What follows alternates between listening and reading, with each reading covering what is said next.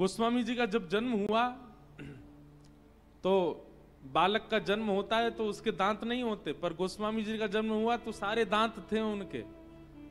बालक को गोद में लेते ही जो जन्म के समय उपस्थित वहां माताएं थीं, अब देखो दुनिया के बालकों का सौभाग्य होता है जन्म लेते ही ममता रूपी माताएं उसको पहुंचती हैं, उसको गोद में खिलाती हैं, उसको हृदय से लगाती हैं।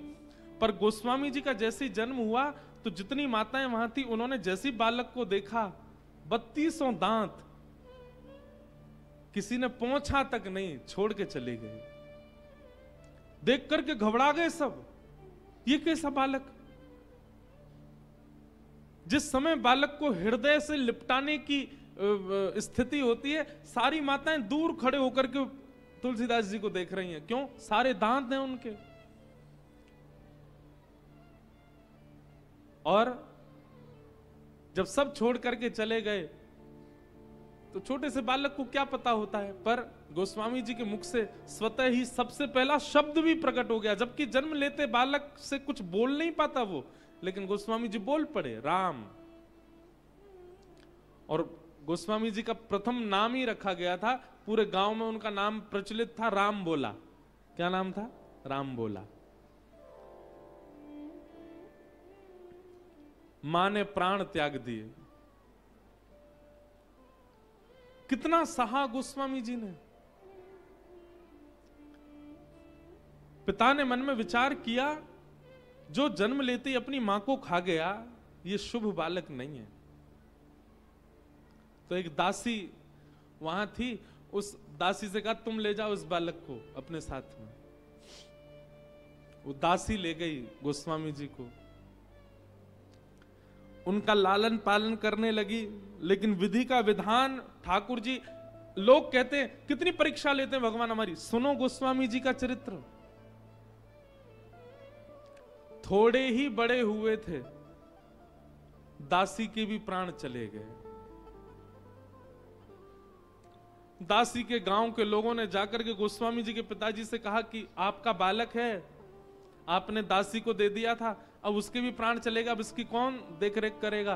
तो पिताजी बोले, अरे मैं तो पहले ही समझ गया था कि ये शुभ नहीं है। जन्म लेती अपनी मां को खा गया, दासी को दे दिया, उसको खा गया, अरे ये जहां रहेगा सर्वनाश करेगा, मैं तो इसको नहीं रखूं। जिस काल में बालक को प्रेम चाहिए होते, उस काल में खेत में अकेले पेड़ के नीचे गोस्वामी जी बैठे हैं।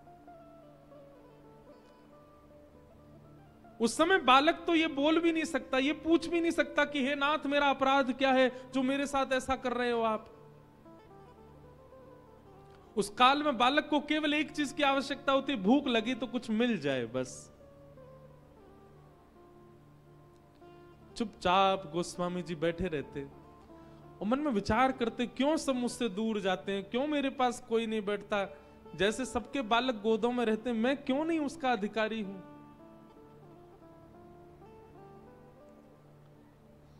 और जिसके कोई नहीं होते उसको फिर हमारे महादेव अपनाते हैं। पार्वती जी को आज्ञा की, आप जाइए और जाकर के इस बालक का पोषण कीजिए। एक वृद्ध माता का रूप धारण करके पार्वती जी आती थी और कभी कुछ खिला जाती, कभी कुछ पिला जाती। इसीलिए गोस्वामी जी महाराज शिव पार्वती को, कल हम वंदना प्रसंग में पढ़ रहे थे ना, शिव पार्वती को श्री गोस्वामी तुलसीदास जी महाराज अपना माता पिता भी मानते। क्यों?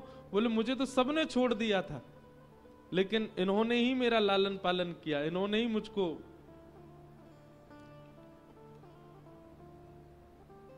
गुरु पित मात महेश भवानी, गुरु पित मात महेश भवानी, प्रणवउ दीन बंधु दिन दानी, प्रणवउ दीन बंधु दिन दानी।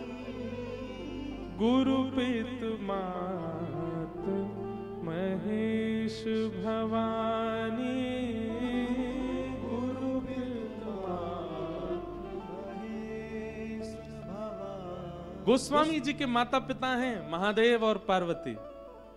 कल जब मैं दर्शन करने गया, कल हमको पता था कि हमको आज दर्शन होंगे। क्यों?